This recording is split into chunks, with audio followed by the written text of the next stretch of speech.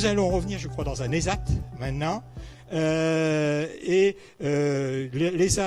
L'Institut des Saints-Arpents et Monsieur Benoît Janvier, qui est responsable du pôle formation, études et formation, va nous parler de la validation adaptée des acquis de l'expérience. Comme quoi, en ESAT, on peut aussi prendre des initiatives positives pour donc valider les expériences. Merci. Merci beaucoup. Bonjour, mesdames, messieurs. Avant de commencer, juste un petit film vidéo.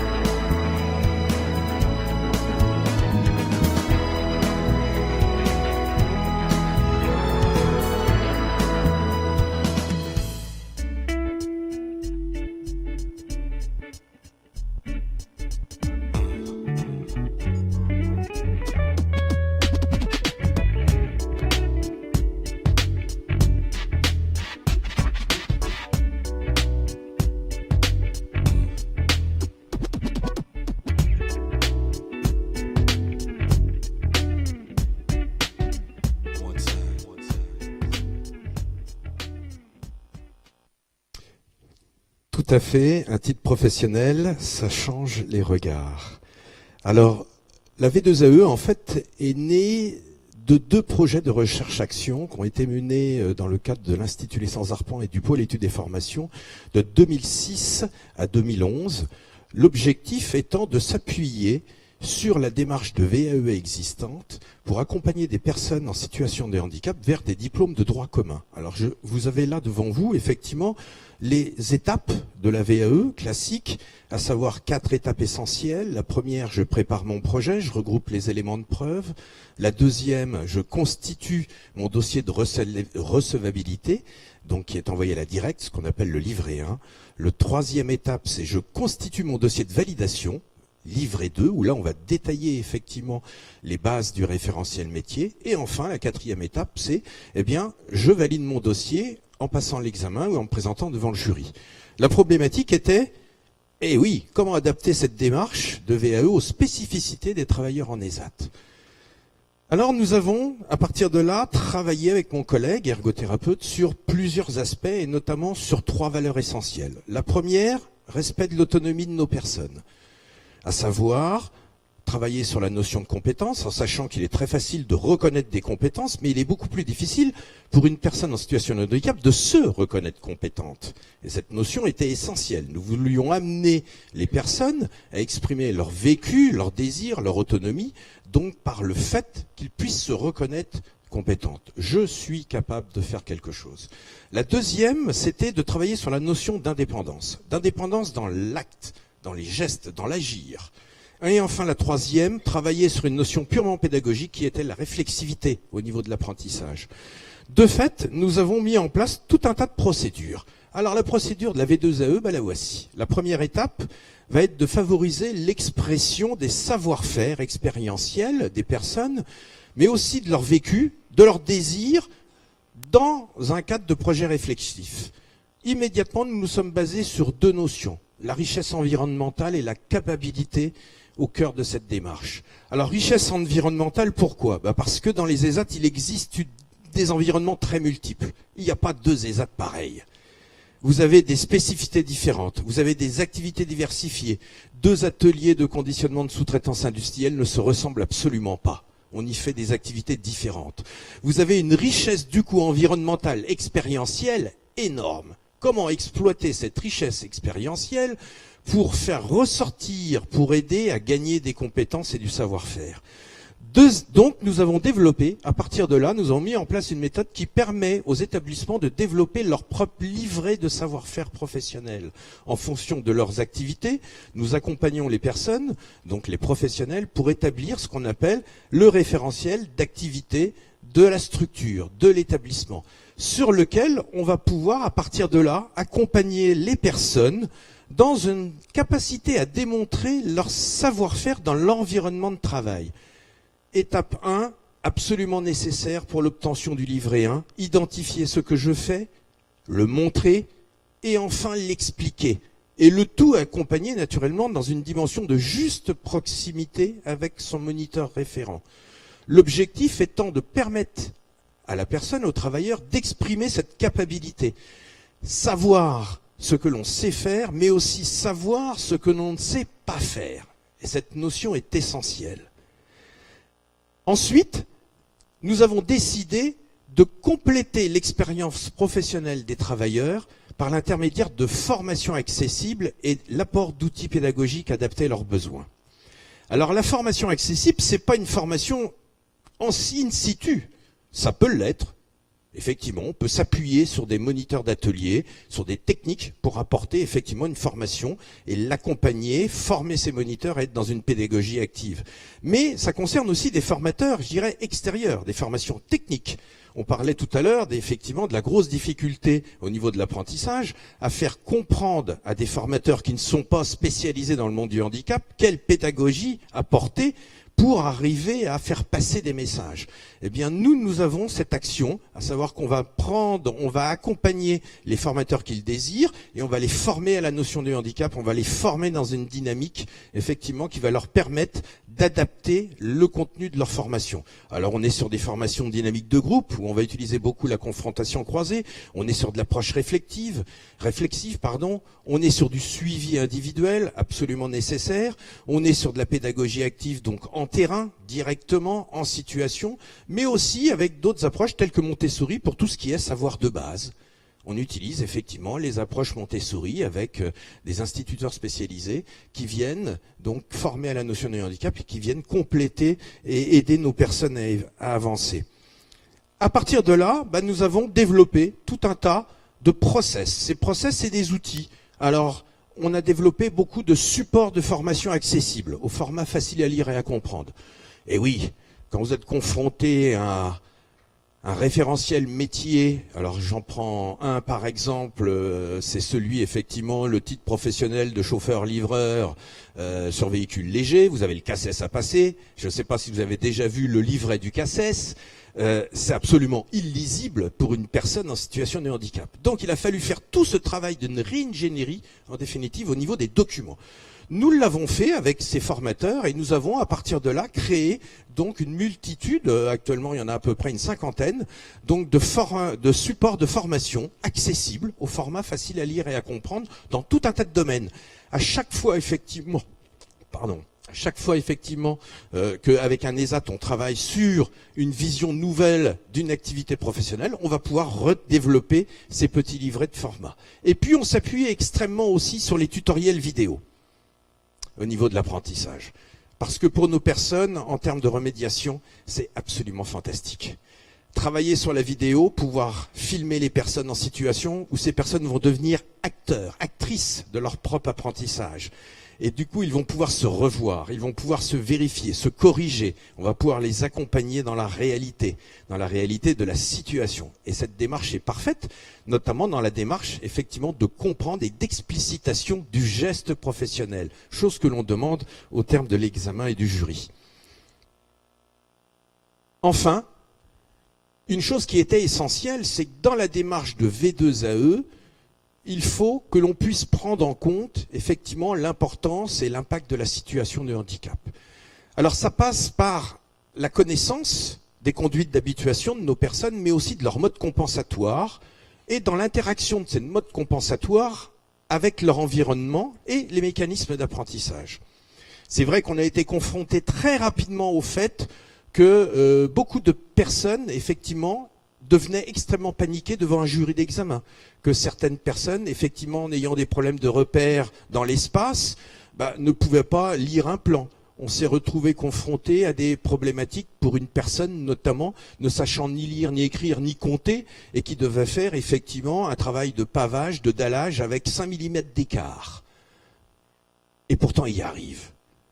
Alors on a travaillé sur cette notion, alors ça sur des bases d'ergothérapie avec les travaux de Sandquist et Erickson, donc des Canadiens, et on a développé à partir de là une approche qui va nous permettre, un bilan qui va nous permettre de poser un regard vraiment sur le niveau, alors sur deux choses. Un, le niveau de volition des personnes, parce que c'est essentiel. On ne peut pas aller vers un titre professionnel si on n'est pas dans cette capacité, dans cette volonté d'action. Volition. Deuxième chose, il faut évaluer les capacités, les habiletés des personnes, mais aussi poser un regard sur la charge physique et mentale inhérente à la situation de handicap et inhérente forcément au jour de l'examen. De fait, en posant ce regard sur cette charge physique et mentale, on va pouvoir joindre une identification des modes compensatoires que l'on a observés en situation et également poser à partir de là une préconisation des aides qui vont être nécessaires non seulement pendant la partie pédagogique, mais aussi le jour de l'examen. Cette préconisation est établie, elle est faite sur papier et elle est intégrée dans le livret 1 qui est soumis à la directe. Dans le cadre de la loi, égalité des chances, droit à la compensation, de fait, la préconisation va venir combler effectivement le besoin et apporter une réponse en termes compensatoires. Alors, je vous ai mis là quelques exemples. Vous avez lecteur-écrivain. On peut nous recommander un lecteur-écrivain pour quelqu'un qui ne sait pas lire et écrire. Tous les sujets d'examen, même s'il y a eu des avancées dans la reconnaissance du handicap en termes d'examen, je vous rappelle qu'ils sont encore écrits. Et oui, donc si vous ne savez pas lire et écrire, ce n'est pas possible. Donc le lecteur-écrivain peut être nécessaire. Un assistant à l'oralité, si une personne présente une dysarthrie importante, par exemple. Un interprète LSF, tout simplement, s'il est sourd. Mais aussi un tuteur de présence. Si la personne a une charge mentale élevée, on va recommander, nous prescrire le tuteur de présence qui sera présent et qui va accompagner la personne le jour de l'examen devant le jury. Il ne répondra pas aux questions, mais rien que le fait qu'il soit là va faire baisser effectivement la charge mentale et faciliter l'expression du candidat. Enfin, nous allons prescrire aussi en tant qu'ergo forcément des aménagements et des aides techniques si besoin et des aides technologiques. On utilise de plus en plus les tablettes parce que les tablettes, effectivement, il y a des synthèses vocales, il y a tout un tas de systèmes qui vont permettre effectivement de pouvoir combler un manque au niveau pédagogique. Alors naturellement, ça n'empêche pas qu'on peut aussi faire appel, comme le stipulent les textes, si nécessaire, à ce fameux temps complémentaire.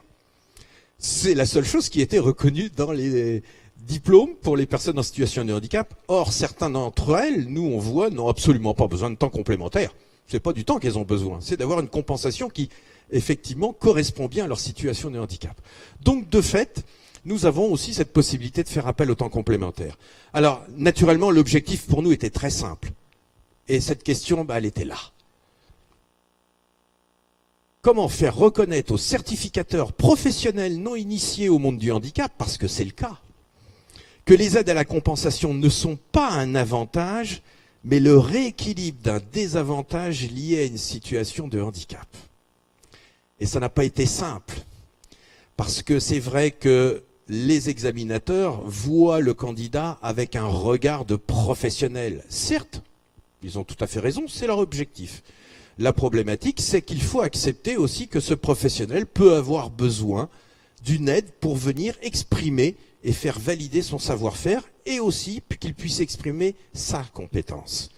Alors au bout de plusieurs années, nous avons réussi et le dispositif a été validé par la directe. En fait, notre dernière étape, une fois qu'on avait ça, ça a été de dire comment on peut intégrer cette démarche, ce processus de V2AE au sein d'un projet d'établissement, toujours en lien avec un projet personnalisé de la personne accompagnée. Car oui, on s'est aperçu avec le temps, avec 10 ans d'expérience et plusieurs accompagnements, que l'accompagnement au sein d'un établissement était absolument nécessaire. C'était une étape qu'il fallait passer pour permettre à la personne de gagner en confiance en elle et pour pouvoir aller vers l'examen et vers l'avenir. Alors en définitive, eh bien, on va apporter effectivement à l'ESAT, aux ESAT, des outils qui sont adaptables à leur environnement, mais on va aussi rentrer dans une dynamique de formation des professionnels d'encadrement. Ça, c'est absolument nécessaire.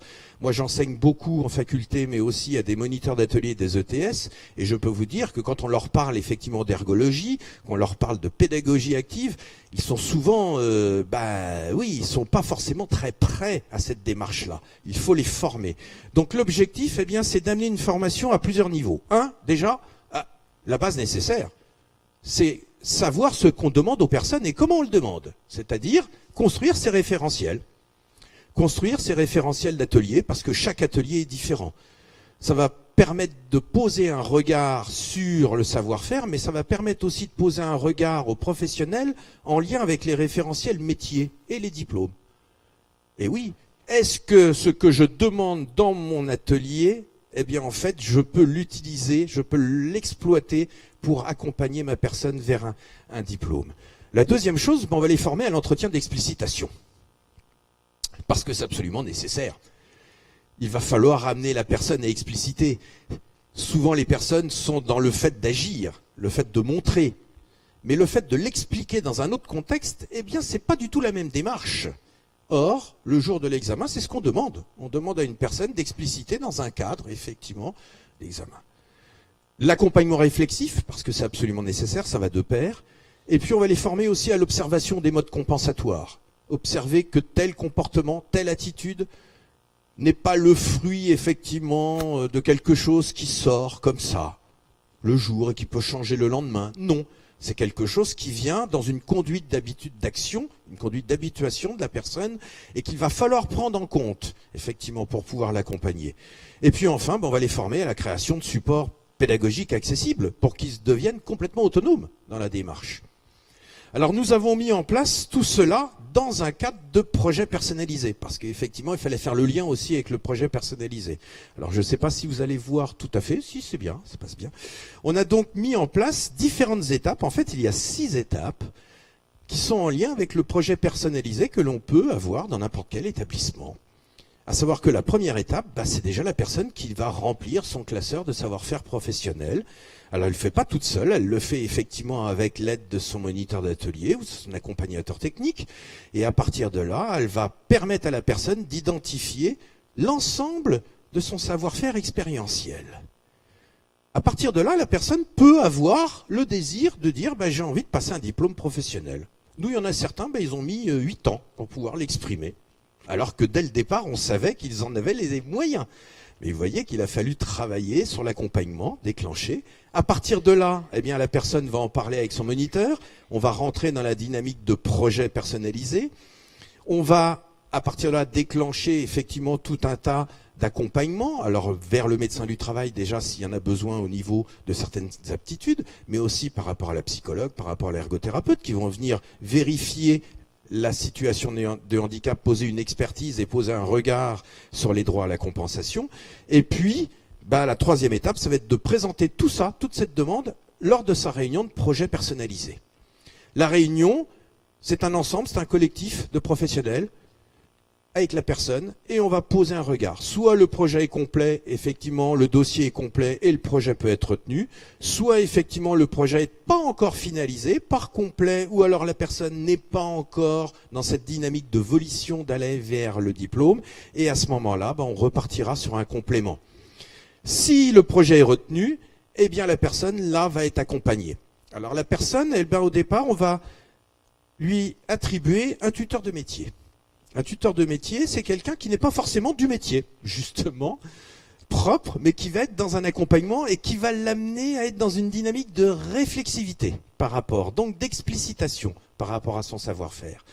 De fait, on va pouvoir constituer le livret 1 avec l'ensemble du dossier, pouvoir l'envoyer effectivement à la directe. Dès que le dossier sera mis en recevabilité, à partir de là, la personne pourra commencer à établir son livret 2. Livret 2, 5 grandes activités du titre visé qu'il va falloir retravailler et la personne dispose de 5 ans pour se présenter devant le jury.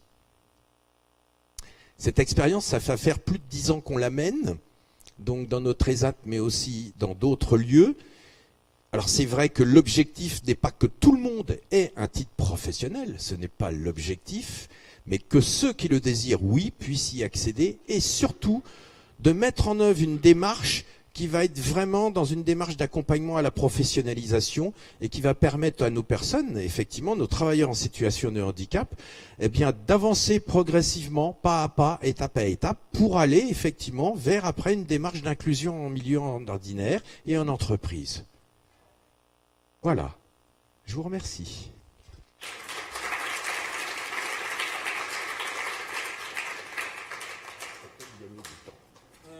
Monsieur Janvier, je me demandais, lorsqu'on parlait de V2AE, ce que recouvrait le A supplémentaire, le A de adaptation. Vous avez vu toute la somme d'énergie, d'imagination qu'il faut pour décliner toute cette adaptation. Bravo, bravo pour cette expérience. Bien, des questions, des interventions, sachant que, bon, Véronique Bonhomme, j'y vais, sachant que vous pourrez reposer des questions, évidemment, à la table ronde, hein, comme on l'a dit. Ah, c'est pas Véronique, non, c'est Salomé. Il y a une petite question à vous poser. Mon prénom est Salomé. Est-ce que vous faites des bilans de compétences dans votre ESAT? Alors, bonjour Salomé. Oui Salomé, naturellement, nous faisons des bilans de compétences, mais surtout on appelle ça des bilans de positionnement. Des bilans de positionnement en fonction, effectivement, de vos savoir-faire expérientiels. Mais est-ce qu'il y en a qui sont sortis à un but suite au bilan de chez vous ou pas? Je n'ai pas entendu le début de votre question. J'ai dit, est-ce que suite au bilan, j'appelle ça bilan de compétences, mais c'est autrement chez vous, est-ce qu'il y en a qui sont partis en faisant des bilans de compétences en entreprise? Alors, l'objectif pour nous, c'est pas forcément d'accompagner des personnes en entreprise ordinaire. Si elles le désirent, oui. À ce jour, nous avons des personnes qui travaillent en entreprise ordinaire, qui sont dans des cas de prestation de services. Il y en a une, effectivement, qui a passé son CAP de menuisier d'ameublement et qui travaille dorénavant chez un artisan. Tout à fait. Ça s'est fait comme ça, oui. Mais c'est son choix à elle. Mais ce n'est pas l'objectif. Viser, c'est pas forcément tout le monde en milieu ordinaire. Oui, mais qui ont fait son bonheur et je le souhaite à tout le monde. Merci. Oui, je voulais poser une question. Dans votre masse salariale d'encadrement à l'intérieur de l'ESAT, par exemple, combien de personnes sont prises par cette tâche d'accompagnement? Quelle est l'augmentation d'heures annuelles? Vous voulez parler en termes de professionnels ou en termes de professionnels? Des professionnels? Ça occupe C'est l'ensemble des moniteurs d'atelier. L'ensemble des moniteurs d'atelier rentrent dans cette démarche-là. On a des comités de professionnalisation où ils participent et on les accompagne, on les forme, nous. C'est l'avantage que l'on a à l'Institut Les Sans-Arpents, c'est d'avoir ce pôle études et formations qui a été créé pour cela. Donc on forme nos moniteurs d'atelier régulièrement à l'accompagnement et ça leur permet d'intervenir. Dès qu'une personne rentre dans l'établissement, elle reçoit son classeur de savoir-faire professionnel et le moniteur va l'accompagner dans la démarche. Après, effectivement, si la personne souhaite s'orienter vers un livret 1, donc vers un titre professionnel, à ce moment-là, c'est le pôle études qui va venir compléter par un tuteur de métier le rôle du moniteur d'atelier. Et on fait un travail effectivement en équipe à partir de là. Une masse d'heures annuelles très importante. Alors, une masse d'heures annuelles, ça serait très difficile parce qu'ils le font au quotidien. C'est un travail qui est au quotidien. Le moniteur d'atelier partage son temps dans une dynamique, effectivement, qui est la pédagogie, mais qui est aussi... alors, si je peux vous donner un ordre d'idée par jour, à peu près, je pense qu'il passe à peu près 1h30 par jour en accompagnement, effectivement, en individuel avec les personnes, oui. Alors, pas forcément avec toujours toutes les personnes, mais il bloque ce temps-là absolument nécessaire pour une personne ou deux personnes. Après, ça se fait effectivement à la demande. Nous avons sur les 110 travailleurs de l'ESAT, tout le monde ne suit pas non plus cette même démarche. Après, tout dépend effectivement du souhait et du projet de la personne.